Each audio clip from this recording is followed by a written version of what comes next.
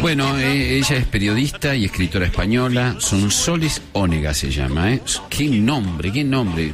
Le vamos a preguntar sobre Sonsoles Onega. Nació en Madrid. No vamos a decir el año porque somos caballeros. Es muy joven, es más joven que yo.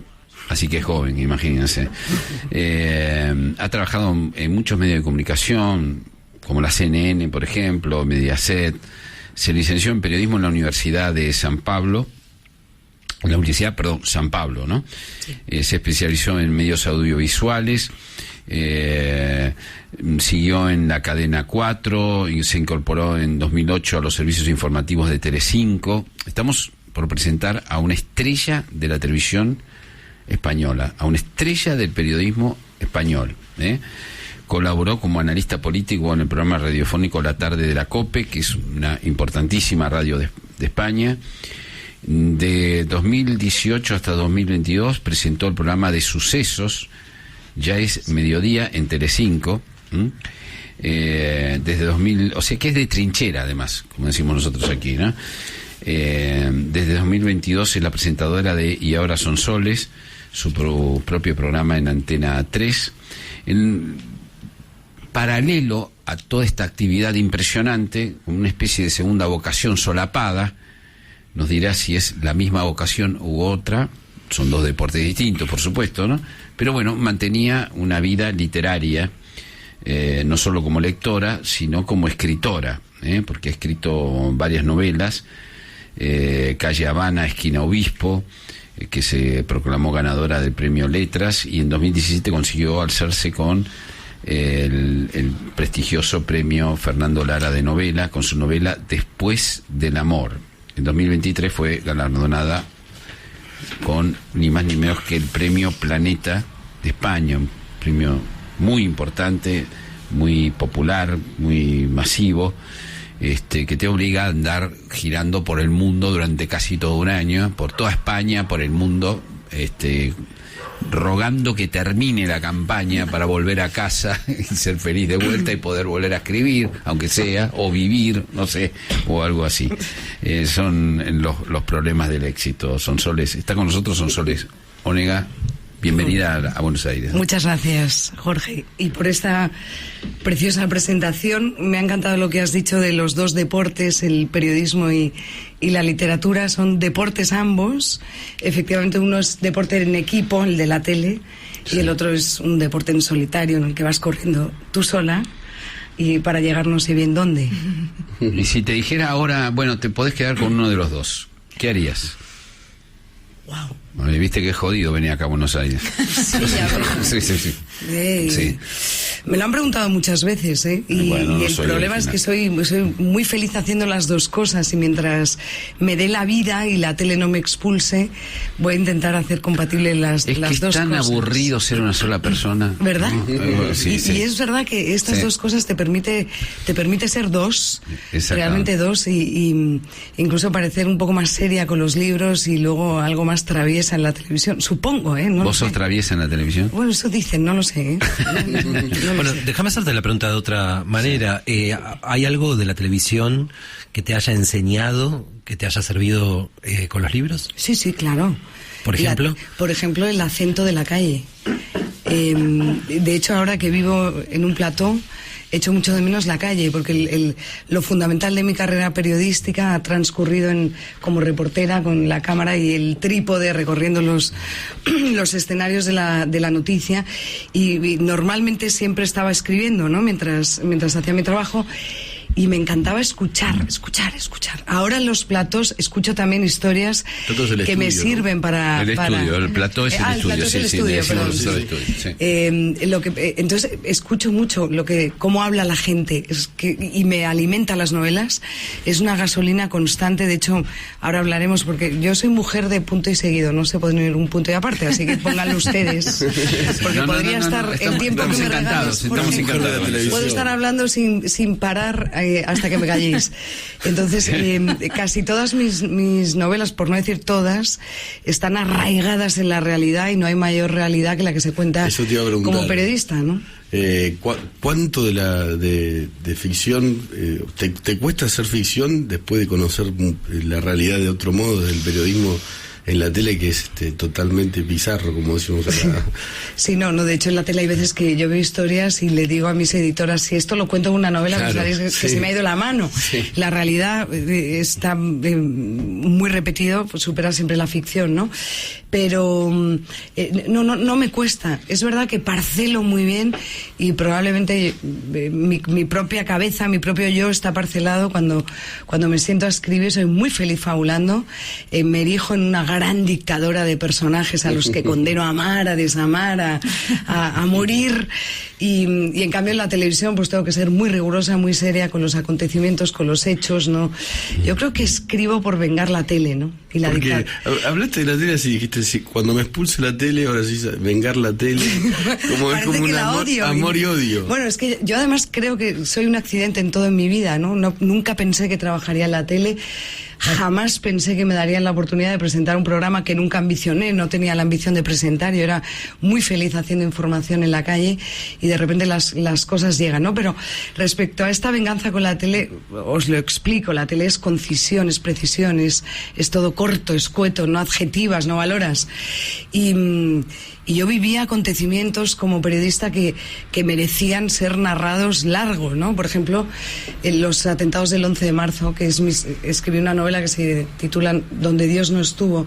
Fue mi segunda novela y creo que la escribí como gran venganza a las crónicas o contra las crónicas periodísticas que me obligaban a contar en 50 segundos el drama de un país que nos partió, ¿no? Que, en fin, que nos dejó millones de historias de viudas, de viudos, de hermanas, de madres, de jueces, de fiscales, de forenses, de psiquiatras, de psicólogos, políticos, efectivamente. Y todo aquello dije, bueno, pues llega el momento de escribir la novela. Bueno, aquella novela no tuvo ninguna fortuna, pero yo fui muy feliz escribiéndola, ¿no? Siempre he escrito precisamente para exorcizarme de todo eso que me rodea. Y bueno, un momentito. Vale, gracias, Jorge, por poner el punto de aparte. Un momentito. Está presentando aquí en la Argentina Las hijas de la criada. Las hijas de la criada narra la historia, atención con esto, de una familia de empresarios gallegos. Transcurre en Galicia, bueno, no solo, pero Galicia es la protagonista de este libro, con todo lo que implica en la Argentina, ¿no? Recordemos, la Argentina está formada, a grosso modo, por varias inmigraciones, pero centralmente por el norte de España, el norte pobre de España en ese momento, Asturias, Galicia principalmente, y el País Vasco, y el sur de Italia, Sicilia, Nápoles y Calabria, podría ser, y hasta ahí, ¿no? Es decir, estas dos grandes inmigraciones forman la Argentina. Galicia es, como siempre se dice, la quinta, Argentina es la quinta provincia de Galicia. Hay descendientes, todavía viven varios de los gallegos que vinieron, y sus hijos y sus nietos, y hay una enorme tradición alrededor de Galicia. Así que esta novela le va a interesar muchísimo, muy particularmente a esta comunidad y en general a todos los inmigrantes que vemos, además a España de una manera muy cariñosa y muy personal, digamos, ¿no? Yo no puedo decir nada, pues soy hijo de 2 asturianos, así que gallegos y asturianos, primos hermanos, dice. Sonsoles, ¿cómo se te ocurrió esta novela y por qué arrancaste por este lado? Bueno, esta novela surge precisamente de una noticia que yo cuento como periodista, el intercambio de 2 hermanas por error en un hospital en una pequeña región española que se llama La Rioja. Aquella historia que murió en el titular porque las protagonistas no quisieron ahondar en sus vidas, para mí detonó la imaginación. Dije, oh Dios mío, qué buena historia la de haber vivido una vida que no te correspondía, ¿no? A partir de ahí, de ese titular aséptico, empiezo a pensar en una novela. Evidentemente los errores son menos épicos que las venganzas, así que pienso que el intercambio de las hermanas en esta novela tenía que ser producto de una venganza, en este caso de una criada que intercambia a las niñas para vengar haber sido preñada por el señor de la casa. Y a partir de ahí discurre desde, no he hecho spoiler porque esto está en las primeras 20-30 páginas de la novela, en la que el lector es cómplice de sus vidas y va viviendo lo mismo que ellos durante prácticamente todo el siglo, ¿no? Hasta 1985, que es cuando muere la novela. Claro, en esos 85 años pasa de todo. Pasan 2 guerras mundiales, pasa nuestra guerra civil española y pasa también la construcción de una conservera llamada La Deslumbrante, que conservera, rige... a ver cómo lo podríamos traducir a la Argentina. Fábrica de conservas. Fábrica de conservas vinculada a la industria pesquera, digamos, ¿no? Básicamente, eso es. Sí. Fue un hallazgo para mí descubrir que la industria de la conserva, es decir, de las latas de sardinas, escabeche y todo lo que... anchoas, fue tremendamente próspera en los momentos más penosos para la humanidad. Es decir, durante las guerras, cuando el mundo entero vivía la penuria de una guerra mundial, esta industria del mar era muy próspera, porque alimentaban a los bandos, a los soldados, con ese alimento no perecedero, ¿no?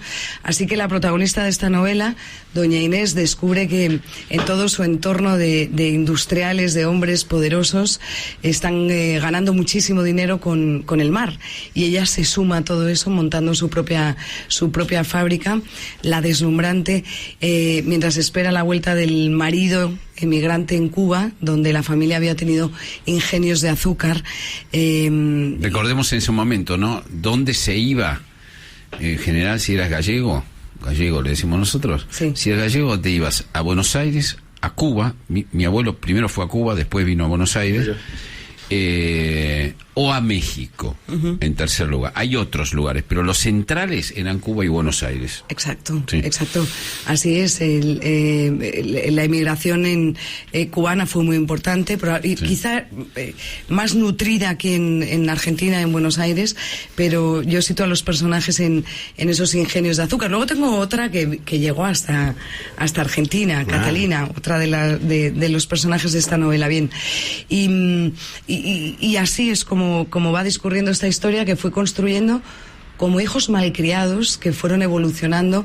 Creo que esto es poco académico que lo diga, pero me da igual. A estas alturas de la liga fui descubriendo acontecimientos muy interesantes narrativamente. El naufragio del buque Santa Isabel, que no tenía previsto, está en esta novela. Porque el Titanic español. El Titanic gallego, efectivamente. Sí, o gallego, Titanic español, sí. Que naufragó poco después de salir de un puerto de La Coruña, frente a la isla de Sálvora, y fue muy penoso, ¿no? Todos esos descubrimientos están en esta novela, y los personajes los viven, ¿no? Que es una de las marcas de mi literatura, es incorporar a los personajes a los acontecimientos históricos fácilmente reconocibles para los lectores, ¿no? Y eso es Las hijas de la mañana, Jorge. Pero esto no solo es esto que acabas de describir, que voy a hacer un paréntesis. Recién hablábamos de Florencia Bonelli, que convirtió a una banquera en una heroína, algo totalmente inusual, porque los banqueros siempre son los malos de las novelas, ¿no? Y de repente apareces vos con una empresaria, que es la buena, ¿no? Con una empresaria. Los empresarios también aparecen, siempre son los malos, los que llevan a cabo. Sin embargo, esta es una empresaria, mujer además, ¿no? En un ambiente, como vos describís, donde ese era un negocio de hombres habitualmente. Y sigue siendo. Y sigue siendo, ¿no? Recordar siempre que toda esa zona de España está lleno de matriarcados, de grandes matriarcas, sí, de machismos, sí, pero también de matriarcas que han formado. Mi madre era una matriarca y me ha formado. Sí, yo siempre digo que me había formado en que todos los hombres eran unos hijos de puta menos yo, por lo cual tuve que ir a terapia para tratar de entender que alguna mujer podía no tener razón. Alguna vez. O sea, matriarca fuerte. Esta es una matriarca también. Sí, es una matriarca fuerte también. Me gusta lo que dices, porque siempre me preguntan: ¿a ti qué te pasa con los hombres? Sí. Porque todos son engañan, por qué todos traicionan, porque digo, pues la verdad es que amo profundamente al género masculino, ¿no? Pero es verdad que me interesan mucho más los personajes femeninos, no me puedo abstraer de mi mirada de mujer, ¿no? Y los hijos de puta son más interesantes. También, sí, sobre todo que las mujeres que lo leen dicen, este es como el mío, este era venganza, y ahí aplicas la venganza. Pero me interesan además los personajes femeninos inconscientes de su poder. Fíjense fijaos que justo en esta época están naciendo los feminismos, está empezando a ser una mujer reconocida Emilia Pardo Bazán, que puede estar en el universo de las mujeres de esta novela, pero sin influir, porque muchas de ellas no habían abierto un libro los días de su vida, ¿no? Pero a mí me gustan las mujeres que gobiernan su metro cuadrado y lo cambian. Estas son las que me interesan, y en esta novela Doña Inés es una de ellas, aunque es una mujer que ha recibido educación, que ha estudiado, que puede tener a su alcance lo que necesite, de repente se tiene que poner de pie y demostrarle a ese mundo de hombres que no lo paso por el tamiz o por el discurso de género, es una descripción de su momento, se encuentra con la oposición de todos los industriales de la época, que la miran con recelo porque viene a robar sus sardinas, ¿no? Y ella les dice, oye, mar hay para todos, y consigue poner en marcha esa empresa. Me he dado algún caprichazo literario que no sé si realmente existió, como abrir una escuela dentro de la fábrica para enseñar a las mujeres a leer, escribir y contar de 1, 2, 3, ¿no? De contar historias que podría ser también contar. Y una cosa que ahora está muy de moda, que es el no es no, pero en aquella época pues nadie le decía a un hombre que no. Había que enseñárselo, 4 cosas básicas. Y Sonsoles, aparece también la Argentina. Sí. En tu novela. Y este es tu primer viaje a la Argentina, ¿verdad? Sí. ¿Cómo fue ese proceso? Bueno, fue un proceso de construcción narrativa y de salvación narradora. Y os explico por qué. El personaje que viene a Argentina es Catalina, la hija de la criada que se cría en casa de los señores. Y fue el personaje más difícil de construir, porque es un personaje que, teniéndolo todo, vive en permanente rebeldía contra sí misma, ¿no? No se encuentra en ese hogar, en esa casa en la que lo tiene absolutamente todo, ¿no? Y yo necesitaba que se fuera. Entonces podía haberla matado, que yo tengo aquí una vena tanato importante, podía haberla matado o podía haberla casado. Y se me ocurrió... Es más o menos lo mismo a veces. Cierto. Sí, pero al final es la única más o menos feliz en esta historia, así que se me ocurrió casarla con un argentino. Supongo que también por... Peor que la muerte. Pues además la trae Argentina. Pobre Catalina, entonces. Bueno, ha sido muy cruel, ¿eh? Sí, vaya, pues a mí me parecía evocador y además del todo verosímil en la época, claro, que pudiera venir a Argentina a vivir con ese señor Grassi acaudalado, porque su familia tenía vacas, que también están en mi universo infantil y adolescente, porque mi familia es gallega en realidad, y del interior no de la Galicia marinera, sino de un pueblo pequeñito donde criaban vacas y cerdos, ¿no? Así que supongo que algún tipo de conexión neuronal había ahí y desde luego, si la tenía que casar, condenarla, lo más verosímil era hacerlo con alguien que resultara creíble, ¿no? No la podía casar con un croata. Las relaciones de España con Croacia en los primeros 20 años del siglo XX pues eran inexistentes, ¿no? Así que para aquí la traje. Y pienso a veces que hay una trama que me gustaría continuar en algún libro. No lo he pensado. Estoy escribiendo, pero no estoy escribiendo de eso. Pero esta cosa de haber dejado esa trama de los Grassi casi sin desenlazar de alguna manera, me abre la puerta a por qué no escribir algo situado aquí en Argentina. Estamos hablando con Sonsoles Onega, la autora de Las hijas de la criada, que ganó el premio Planeta, ni más ni menos. Algunas personas conocerán y otros no a los integrantes del jurado. Nosotros somos muy amigos de Juan Eslava Galán, que es un gran historiador español, Carmen Posadas, Rosa Regás, bueno, en fin. Ahora te voy a preguntar en un ratito qué pasó cuando te llamaron para decirte que habías ganado. Vos sos una periodista curtida, pero en cambios de frente, pero a ver qué te pasó a vos internamente. Y te voy a preguntar también por el periodismo, que parece en jaque por momentos, en España y en la Argentina, lleno de fake news y atacado en general por las redes sociales o por los políticos que manejan las redes sociales, no solo por eso. Vamos a hablar de todo este tema pero antes te tengo que preguntar una cosa. ¿De dónde salió el nombre Sonsoles, que es totalmente inexistente en la Argentina? Me encanta, pues ¿puedo? ¿Sí? En poco rato, mucho. Sí. Vale. La hija del presidente Suárez, una de ellas, se llamaba Sonsoles. Mi padre escribió para Adolfo Suárez. Un gran periodista. Y coincidió mi nacimiento con ese periodo. Y creo que por hacerle la pelota al jefe me llamo Sonsoles. Así nomás.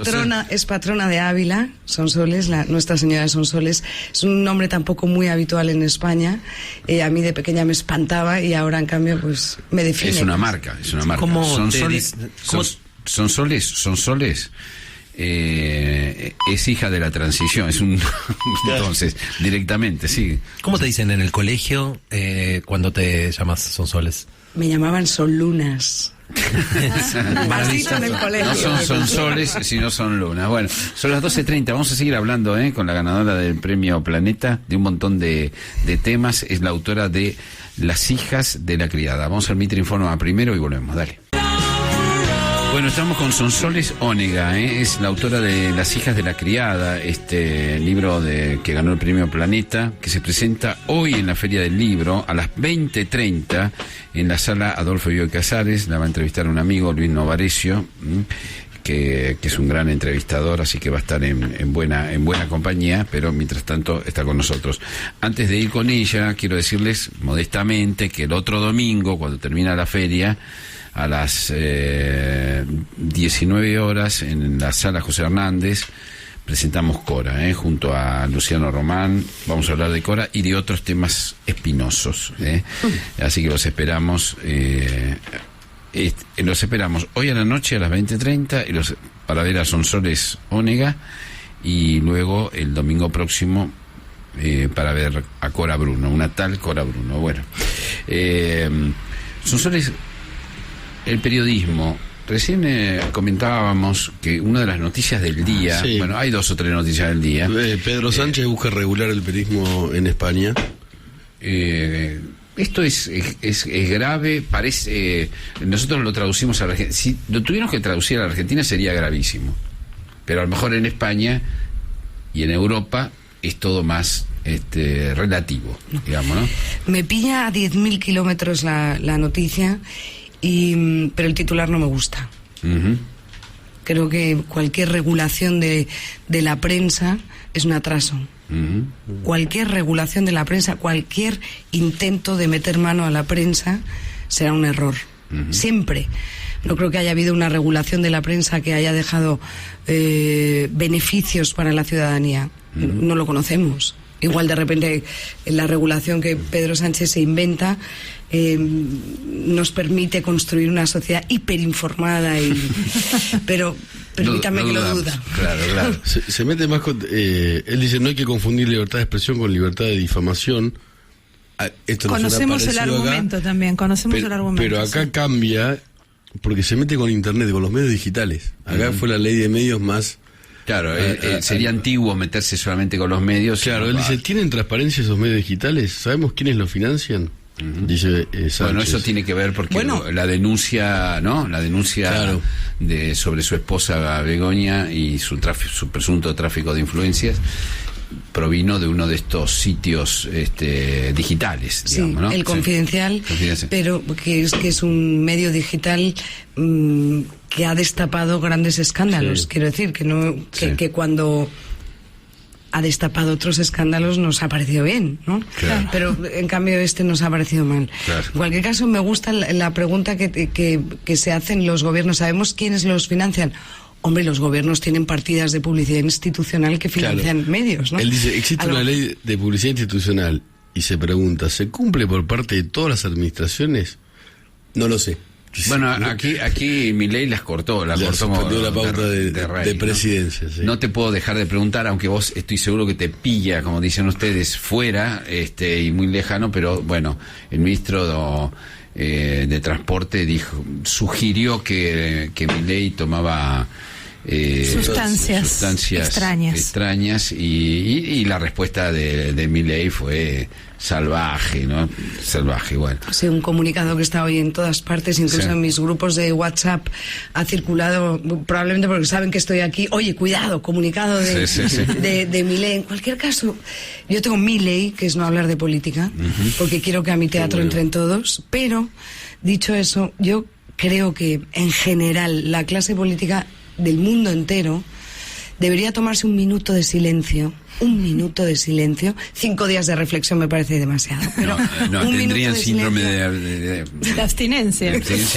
Habría que... Exacto, pero para pensar un momento lo que dicen, cómo lo dicen, en qué momento lo dicen, en un mundo tan rápido, tan vertiginoso, un minuto de silencio, cállense, no pasa nada, todo va a seguir funcionando, unos y otros. Sonsoles, contanos un poco qué es lo que está pasando en general con el periodismo y las redes sociales, esa tensión que parece haber o esa combinación. ¿Qué está pasando en España con eso? Bueno, en España y en el mundo entero, ¿no? El origen es incierto, pero la tentación es fácilmente identificable del político cuando reconoce e identifica en las redes sociales una forma de llegar al ciudadano sin la mediación del periodista. Y eso es muy tentador. No tener que someterse a las preguntas, consideraciones o pareceres de los periodistas es cómodo para ellos, ¿no? Con lo cual han sabido manejar las redes sociales para colocar su mensaje. Luego los periodistas hemos delegado. No sé si forzosamente hemos dejado que eso que se llama, al menos en España, el periodismo ciudadano, nos invada y nos sustituye a veces, ¿no? Yo sé que los periodistas no operamos a corazón abierto, que somos probablemente también prescindibles, pero somos un filtro con formación, con experiencia, con los 4 ingredientes básicos del periodismo que más o menos han funcionado razonablemente bien en las últimas décadas, ¿no? O incluso siglos. Y ahora todo se mezcla, todo se junta. Y aquí sí que yo creo que también hay que tirar un poco de las orejas al ciudadano, que tiene que hacer un ejercicio de incredulidad. No todo lo que te llega al teléfono móvil es verdad. Yo lucho con mi madre cada día. No, mamá, eso es mentira. No, mira lo que dijeron. No, mamá, por Dios, tú que tienes 2 hijas periodistas, que estuviste casada con un periodista, duda de... No, lo consumen todo, ¿no? Y luego los populismos de los extremos de un signo y de otro, que me da igual, saben aprovechar esas grietas y esas fisuras para contaminar el ideario ciudadano, ¿no? Y lo han conseguido. Entonces, yo creo que hay que reclamarle al ciudadano ese esfuerzo de que elija a los periodistas que quiera seguir, pero periodistas. Que elija la trinchera, si quiere, en la que esté, pero identificando lo que es verdad y lo que es mentira. Yo probablemente sea la última generación de periodistas formados en la universidad que nos obligaban a leer periódicos de distinto signo, ¿no? Casi era obligado cada día, ¿no? Ahora ya eso no existe. Pedirle a un ciudadano que lea un periódico de derechas y uno de izquierdas y que contraste, pues ya me parece... Que además el ciudadano lo hacía antes. Había ciudadanos muy, muy informados, ilustrados, que compraban periódicos de distinto signo para estar informado de todas las opciones, ¿no? Totalmente. Y luego la profesión, con perdón, se ha proletarializado mucho. Y eso también revierte en una pérdida de calidad, ¿no? Cada vez las redacciones son más jóvenes, los sueldos son peores, el periodista ya no es... Hay más pluriempleo, con lo cual un periodista hoy para sostenerse tiene que tener tres empleos distintos, no tiene tiempo de leer, no tiene tiempo de pensar, ¿no? Eso es un problema muy grave. El otro día escuchaba una entrevista a un periodista del New York Times que decía que la gran virtud de los diarios serios, porque siempre ha habido diarios más o menos serios, pero el New York Times, por supuesto uno de los parangones del periodismo mundial, decía, para sostener la calidad y el rigor de nuestras noticias, hacía falta un montón de gente que chequeara cada dato de cada artículo varias veces, los chequeadores, los fact-checkers, y ¿cómo se pagan todos esos sueldos en un momento en el cual el periodismo está compitiendo con cualquiera que escribe lo que se le ocurre en una red social y a lo mejor tiene más lectores? Claro. No, pues es un equilibrio muy complicado, porque con una crisis publicitaria importante también, ¿no? Así que estamos en un momento de redefinición de lo nuestro, pero creo que el ejército tiene que estar muy claro, ¿no? Nosotros, los periodistas, primeros contra cualquier intento de regular nada. También, perdón, en lo que mencionabas, en la responsabilidad del periodismo en relación con las redes, también muchas veces se usan las redes desde el periodismo de manera un poco apresurada o facilista como fuente, ¿no? Sí. También son los primeros a veces en tomar rápidamente de allí cosas... Hombre, y por eso nosotros también tenemos una responsabilidad, ¿no? En la tele se ve fácilmente cuando buscamos cualquier imagen que circula por la red social X, claro, porque nos facilita el trabajo, por lo mismo, porque ya no tienes un equipo en no sé dónde, entonces buscas aquí una imagen de ese ciudadano al que conviertes en periodista y sin darnos cuenta de que nos estamos tirando piedras contra nuestro propio tejado, ¿no? Y luego ya llevamos muchos años viviendo la dictadura de la urgencia, y la urgencia ha matado el rigor necesariamente, ¿no? Y todo eso al final, el ciudadano sí que no es tonto, O sea, ¿no? Es un tipo que también detecta y va viendo que los propios periodistas se atrincheran en un lado, en otro, repiten argumentarios, es decir, que todos tenemos que hacer nuestra propia autocrítica para tener sobre todo el revestimiento para criticar a intentos de los gobiernos de regular. Estamos hablando con Sonsoles Zúñiga, ganadora del Premio Planeta. Te quiero hacer dos preguntas de tus dos deportes, digamos, ¿no? Primero, olímpicos. Primero, ¿qué te hizo escritora como lectora, digamos, ¿no? Si tuvieras que brevemente contar tu inspiración lectora, digamos, ¿no? ¿Cuál fue? Me recuerdo siempre escribiendo desde niña, supongo que textos sonrojantes que ahora no podría ni recuperar, pero en parte por propia herencia en mi familia siempre hubo libros y siempre hubo el repiqueteo de la máquina de escribir hasta que se convirtió en ordenador para gran fiesta familiar, y ese ha sido mi universo infantil, ¿no? Y adolescente. Evidentemente lees antes de escribir, y yo recuerdo leer todo lo que había en casa, no ya lo de pequeña, ¿no? Blyton y los 5, no. Estoy pensando en esa literatura de posguerra que en mi casa había todos los escritores habidos y por haber. Miguel Delibes era un referente permanente. Recuerdo leer El Camino y decir, yo algún día escribiré una historia como esta, muy arraigada también en la realidad. Los hechos pudieron suceder de cualquier otra manera, pero sucedieron así, más o menos arranca así el camino, y yo pensaba, algún día yo escribiré no sé qué, pero alguna historia, ¿no?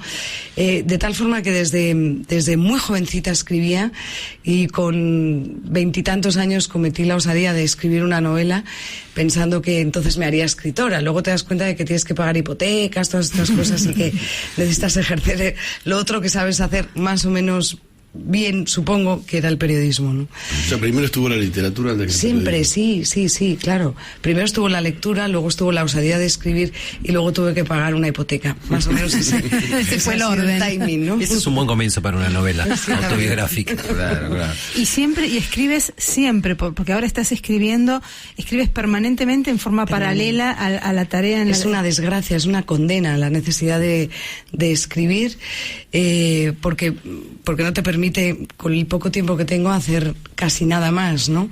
Lo padecen mis cercanos, porque la literatura, igual que la lectura, expulsa, ¿no? No es un deporte en solitario. Es solitaria, que no puedes compartir, que necesitas cerrar la puerta, meter 4 gritos para que te regalen una hora de silencio en casa, y supongo que lo he pagado en algunos fracasos personales, ¿no? Pero escribo todo el rato, sí. Ahora estoy ya trabajando en la siguiente novela, de la que no hablo aparte de por superstición, que lo soy y mucho, porque me da miedo no acabarla, ¿no? Y que entonces defraude. Y ¿cómo es tu programa de televisión? Insisto, Sonsoles Onega no solo es la ganadora del Premio Planeta, sino es una mega estrella del periodismo televisivo español. ¿Cómo es tu programa? Insisto de nuevo en decir accidentalmente todo, porque alguien con 1,56 m y un físico poco escultural, nadie pensaría que le fueran a ofrecer un programa de televisión, ¿no? Dicho eso, que me libera de algunos demonios, yo hago un magazine que trata de la vida. La vida son muchos sucesos porque se mata mucho. ¿A qué hora va? De 6 a 8 por la tarde. De 6 a 8. Sí. Y hablamos de asuntos de consumo, hablamos de lejías que quitan manchas, hablamos de historias de amor, de matrimonios que llevan 80 años juntos, hablamos de la crónica social de los famosos en España, de las folclóricas, de los toreros, de actrices, de actores, es decir, somos una especie de barra de bar en el que hablamos de la vida, ¿no? Y renunciamos conscientemente a la política y no pasa nada. O sea que... Eso está muy bueno. O todo lo contrario, pasan muchas cosas sin hablar de política y solamente nos manda la actualidad si hay un suceso importante que nos obligue a cortar el programa. Es en riguroso directo y de todo eso hablamos. Es un programa con público en el que me apoyo muchísimo. Cuando veo a una señora bostezando, enseguida cambio de tema, que las hay.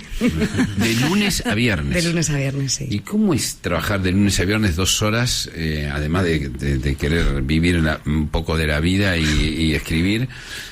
¿Cómo se produce? ¿Lo pensás desde la mañana el programa? ¿Se programa? Porque ¿cómo? además creo que como me sigo considerando soldado, pero he sido soldado de tropa, de redacción. Necesito estar muy encima del programa, de tal forma que desde las 11:30 de la mañana ya estoy por allí, viendo los temas, tratando de a veces endulzarlos, a veces de cambiarlos, no siempre lo consigo. Mando muy poco, en ese programa. Por allí quiere decir que vos vas a la tele sí. A las 11 de la mañana. Sí, 11:30. Sí. Y ahí paso todo el día. Entras como en un túnel del tiempo horroroso en el que van pasando las estaciones, las horas, se te hace de noche, de día, y me consume el 90% de mi tiempo. Es ese, ¿no? Luego las mujeres tenemos la horrible dictadura de la chapa y la pintura. Claro. Siempre lo digo porque pasa un poco inadvertido, ¿no? Pero es tiempo que nos resta. Por supuesto. Y tiempo que nos quita. Y eso lo he visto en la gira del Planeta, mi compañero, el finalista Alfonso Goizueta, un chaval estupendo, que con 23 años ha escrito una novela sobre Alejandro Magno que recomiendo también. Él siempre estaba 5 minutos y ya salíamos a las entrevistas. Yo me tenía que levantar 1 hora antes. ¿O creen ustedes que este flequillo es casual? Claro. Y todo lo demás de una mujer que es bastante pesado y es probablemente nuestra asignatura pendiente. Claro. ¿Qué pasó cuando vos escribiste el libro, lo enviaste al Planeta? ¿Y qué pasó? Que ganó. Pero ¿cómo fue ese momento? Pues probablemente uno de los momentos más importantes de mi carrera literaria, sin duda, profesional también. He olvidado muchos instantes ahora, cuando ayer en CNN Chile me pusieron las imágenes y digo, no sé ni cómo llegué al estrado al escenario, porque... No, pero antes te llamaron para no darte la noticia. Bueno, una semana antes sale la lista de los finalistas, claro, y ahí yo ya vi la novela que se presentó con el título Otoño y sin ti, que es una novela inacabada que quizá algún día acabe, y el nombre de Gabriela Monte. Yo cuando vi que era finalista, reconozco que la emoción es indudable. No se lo dije a nadie. Cuando digo a nadie es a nadie. Hasta la tarde antes, esto se entrega por la noche. Tengo una hermana periodista que también andaba por Barcelona ese día, y en una comida con periodistas le dijeron, oye, tu hermana suena. Mi hermana vino lanzada al hotel. No me lo has dicho. Digo, mira, no lo dije porque porque pueden pasar muchas cosas, ¿no? Porque se pueden torcer las cosas, porque el jurado está reunido en esa misma noche y de repente alguien puede decidir que no es merecedora del premio, yo qué sé. Bueno, hay una discusión, los jurados... que hemos participado de jurados, sabemos que hay discusiones, que las cosas hasta que no se sienta el jurado frente a frente no están decididas, ¿no? Y se pueden torcer, por supuesto, claro. Y se podían torcer. Y vos tenías que competir con 4 o 5, ¿no? No sé cuántos eran. Son 10 los finalistas. 10, claro, y van, digamos, cayendo en... Sí. Era la segunda vez que yo estaba en el Premio Planeta y conocía más o menos la dinámica, pero bueno, a partir de ahí todo es... ¿Y te llamaron? No, tú te enteras allí. Ah, ¿te enteras ahí mismo? Claro. Cuando Carmen Posada abre la... Ah, vos estabas ahí y se abrió. Tú vas viendo, porque durante toda la cena, la gala de entrega, van cayendo, digamos, las rivales, ¿no? Sí. Segunda ronda de tal, el jurado ha decidido que no sé, y van cayendo hasta que... Ay, lo vas viendo. Y tú lo vas viendo. Y entonces sudas muchísimo, adelgazas 7 u 8 kilos. Y la comida te cae pésimamente. No cenas nada, yo solo veía el vino, quería bebérmelo todo, pero a la vez sabía que tenía que mantener la cordura. Claro. ¿Y cuando lo recibiste, qué pasó? Cuando lo recibí me acordé muchísimo de mis hijos, que nunca han sabido para qué he escrito o para qué escribo, ni entienden absolutamente nada, pero en cambio esta vez, y lo he contado, el premio se contó en todas las redes sociales, entre ellas TikTok, que es lo que ellos consumen. Entonces por fin me pusieron en valor y me empezaron a... Mamá ha triunfado, valorar. Ha llegado a TikTok. Exacto, totalmente. ¿Cuántos años tienen tus hijos? 11 y 14. Claro, ni miran la tele, solamente TikTok. Bueno, mis hijos no saben nada de lo que hago, por eso te digo, y esto de escribir les parece una pérdida de tiempo. Quizá tengan razón. Y bueno, y a ver, fue un momento muy, muy emocionante. No sé si conté bien lo que había escrito porque estaba francamente nerviosa. Y sí recuerdo haberle dedicado, que lo hubiera hecho en cualquiera de mis libros, el premio a las escritoras con hijos y a los hijos de las escritoras, que creo que son los paganos de esto nuestro, porque nos falta que nos construya el nido, ¿no? Cosa que a los escritores, y solo es una descripción de hechos, no les ocurre. ¿Cómo ha ocurrido? A partir de ese momento empezó esta gira tremenda, ¿no? Que he tenido que hacer compatible con la tele de tal forma que normalmente la gira del Planeta se concentra en 15 días muy intensos en España y luego casi un año de promoción más espaciada, ¿no? Nosotros tuvimos que alargarlo porque yo entre semana casi no podía viajar, o viajaba por las mañanas y llegaba corriendo al programa con bastante inseguridad por no haber estado encima de los temas, pero ahora pienso que le ha podido venir bien al libro porque la promoción se ha extendido en el tiempo, ¿no? Y me ha permitido hacer mi primera gira internacional, que es esta. Y ¿no has venido nunca a Buenos Aires? Nunca. Y va a estar 2 o 3 días, o sea que prácticamente no estuvo en Buenos Aires, sino en la Feria de Buenos Aires y en Radio Mitre, básicamente, ¿no? Oye, poca broma, ¿eh? Bueno. A ver cuando vienes a Buenos Aires de verdad, ¿eh? Van a presentar Luis Novarecio esta noche a las 20:30 en la sala Adolfo Bioy Casares, una sala muy linda que presentamos a Sergio del Molino la semana pasada. Qué bueno. 20:30 con Luis Novarecio, va a estar la ganadora del Premio Planeta, Las hijas de la criada, es la novela de Sonsoles. Qué nombre, Sonsoles Onega, ¿eh? Te agradezco mucho que hayas estado con nosotros. Espero que les hayas pasado bien. Muy bien, maestro. Bueno, muchas gracias. Igualmente, nosotros nos vamos, vayan a la Feria del Libro, no se coman cualquier gilada. La Feria del Libro es pluralista, maravillosa, es un lugar de encuentro y de inteligencia y de sensibilidad. Nosotros nos vamos.